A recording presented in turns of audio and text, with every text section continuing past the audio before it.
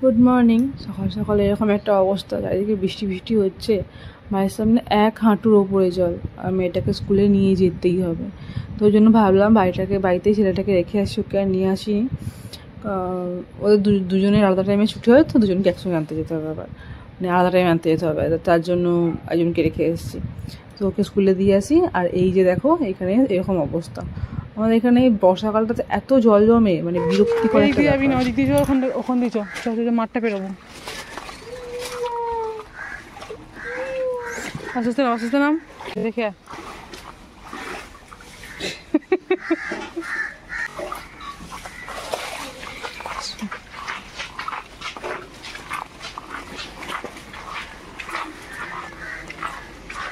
কত মাছ মাছ মাছ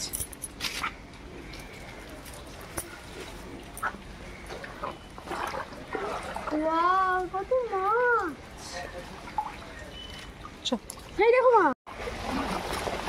গ্রামের দিকে কত জল, ঠিক আছে এখানটা আস্তে আস্তে আয়, ওখানটা বেশি জল আছে, ওখানে কলে করে নেবো। আয়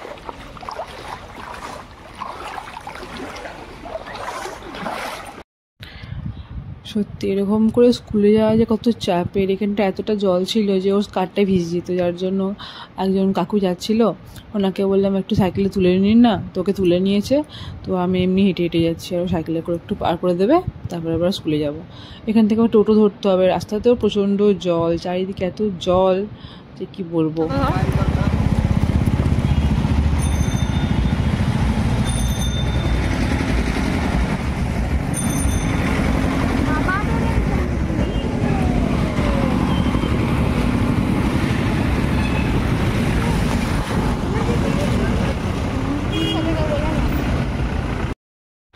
তো টোটো অটো সব একদম ভর্তি ছিল, বাসও পেলাম না, যার জন্য একটা রিক্সায় উঠে পড়েছিলাম। আর দেখো ওইখানটা এতটা জল, স্কুটিটা যে বার করবো তার উপায় নেই, বার করলেই ডুবে যাবে, খারাপ হয়ে যাবে, যার জন্য এমনি করে যেতে হচ্ছে। আজকে আবার একটা বিয়ে বাড়ি পড়েছে আমাদের, রাত্রেবেলা এসে বিয়ে বাড়ি যাবো, এত জলের মধ্যে ইচ্ছেও করছে না যেতে, বাচ্চাগুলো বায়নাও করছে, দেখা যাক কী হয়। এমনিই দেরি হয়ে গেছে, তারপর আবার এখানে এত জ্যাম, তার জন্য একটুখানি এগিয়ে বললাম আপনি ছেড়ে দিন আমাদেরকে, আমরা এখান থেকে হেঁটে চলে যাচ্ছি, কারণ আর এগোচ্ছিল না রিস্কা ওখান থেকে। এখন 8:05 মতো বেজে গেছিলো, যার জন্য স্কুলে দেরি হয়ে যাবে। তো ওখান থেকে আমরা হেঁটেই চলে গেছিলাম স্কুলে, বেশি দূর এখান থেকে নয়, একটুখানি, তো হেঁটেই চলে গেলাম।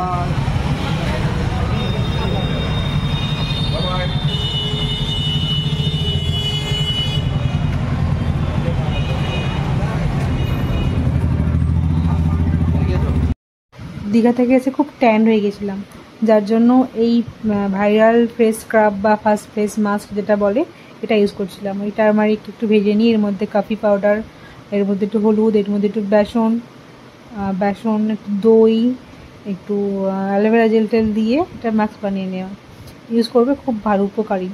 আর একটা জিনিস ইউজ করছি আমি 5 মিনিট ক্রাব দেখে, এটা হচ্ছে এই সোয়াবিনের তরকারি রুটি।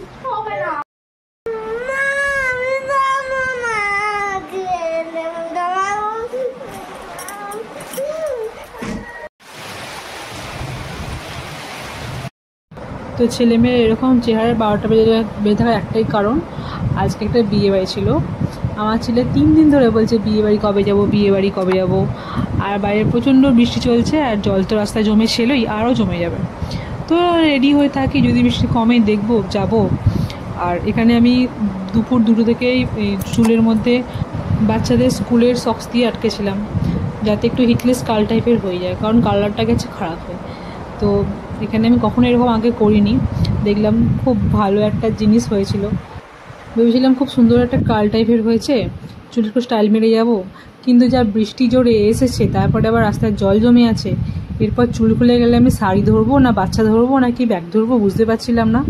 আর এখানে আকাশের অবস্থাও খুব একটা ভালো নয়, আর এরকম জল পেরিয়ে প্রথমবার আমি বিয়ে বাড়ি যাচ্ছি, খুব ভালো একটা এক্সপিরিয়েন্স। আর সুন্দর সেজে এরকম জুতোর একটা অবস্থা, পুরো রাস্তায় জলে ভর্তি, একটু কোথায় ফাঁকা নেই যে একটু দাঁড়াবো কিংবা কিছু বাচ্চাটাকে কোল থেকে নামাবো। ওর দাদু তোকে কাঁধে করে চাপিয়ে নিয়ে এসছে, আমি পারছিলাম না বলে। আর ছেলে এখানে খেতে এসে চিকেন পকোড়া, প্রাণ ভরে মন ভরে চিকেন পকোড়া খাচ্ছে। আমরা বাড়ি থেকে বেরিয়েছিলাম ওই 7টা এরকম সময় করে বেরিয়েছিলাম, তাড়াতাড়ি খাওয়া দাওয়া করে চলে যাব, কারণ ওই যে জলের অবস্থা এরকম। আর এখানে না 2 রাউন্ড পকোড়া চলছে, 2 রাউন্ড না, আই থিঙ্ক 3 রাউন্ড পকোড়া চলছে। আর এখানে বিয়ে তোড়জোড় চলছিল, বিয়ে হবে এখনও, বর এসে পৌঁছায়নি, বর রাস্তা হারিয়ে ফেলেছে। বর আসার আগে আমরা খেতে বসে গিয়েছিলাম, কারণ তখন 9:15 মতো বেজে গিয়েছিলো, বাড়ি ফিরতে হবে বাচ্চাদের ওখানে জলের মধ্যে, যার জন্য। আর এই যেখানে আমার পিঁচিটা বসে আছে, আর এই হচ্ছে মেনু কার্ড। রান্না খুব একটা খারাপ হয়নি, কিন্তু চিকেন না মটনটা সেদ্ধ হয়নি খুব একটা বেশি। তো খাবারটা আবার খেতে খেতেই দেখলাম আমাদের বর চলে এসেছিলো। তো খেতে খেতেই বরের মুখটা একটু দর্শন করে নিয়ে খাওয়া দাওয়া করে বাড়ি চলে।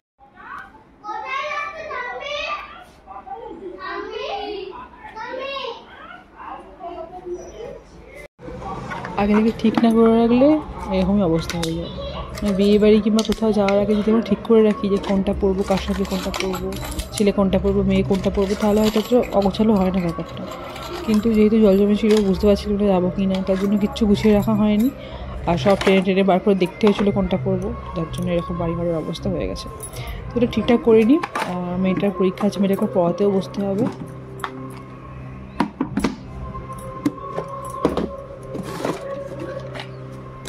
ননি, ওই ব্যাগটা দে তো, লাল ব্যাগটা।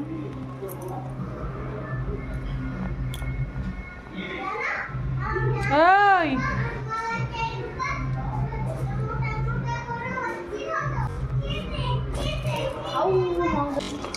অর্ধেক বিয়ে বাড়ি হতে না হতে এই যে একটা একটা করে গয়না খুলে এর মধ্যে ভরে নেওয়া হয়েছিল, আমিও আর আমার মেয়েও। তারপরে আমার বাবা জলের মধ্যে বাড়ি ফিরতে হবে, যার জন্যই যা ছিল গয়নাগাটি সব খুলে এর মধ্যে রেখে দিয়েছিলাম। তারপর আস্তে আস্তে বাড়ি এলাম।